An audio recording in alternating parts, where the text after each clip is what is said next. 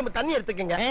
அத தோசைக்கல்ல ஊத்தி அதுக்குன்னு வழக்கமா ஒரு விளக்கமாறு வச்சிருப்பீங்கல்ல? ஆமாங்க. அத அடிப்பக்கமா திருப்பி சரிங்க வரட்டு வரட்டு வரட்டுன்னு ஒரு 4 இழுப்பு இழுத்து சரிங்க நல்லா கழுவி விட்டுருங்க. சரிங்க. ஒரு கிண்ண நிறைய மாவு எடுத்து பெரிய ரவுண்டாவும் இல்லாம சின்ன ரவுண்டாவும் இல்லாம சரிங்க பொதுவா ஒரு ரவுண்ட ஊத்தி 4-5 வெங்காயத்தை போட்டு அள்ளி பொடி பொடி பொடியா நறுக்கி அப்படியே மேலாப்ல பரபர தூவி விட்டு சரிங்க ஒரு நீளமான கேரட் எடுத்து அதையும் பொடி பொடியா நறுக்கி சரிங்க அப்படியே மேலாப்ல பரபர தூவி விட்டு சரிங்க ஒரு 16 கரண்டி நெய் எடுத்து சரிங்க அதுல 6 கரண்டி நெய்ய உள் சைடு அப்படியே லேசா விளாவி விட்டு சரிங்க 10 கரண்டி நெய்ய தோசைக்கு வெளி சைடு அப்படியே மேலாப்ல விளாவி விட்டு சரிங்க இட்லி பொடி இருக்கு பாத்தீங்களா அத அப்படியே அள்ளி மலை சாரல் மாதிரி அதை மேலாப்ல பரபர அப்படியே பேய விட்டு சரிங்க அப்படி ஒரு பரட்டு இப்படி ஒரு பரட்டு அப்படி பரட்டி விட்டு அப்படியே ரெட்டி கலர்ல முருக விட்டு நமக்கு ஒரு ஊத்த பத்த எடுத்துட்டு வாங்க.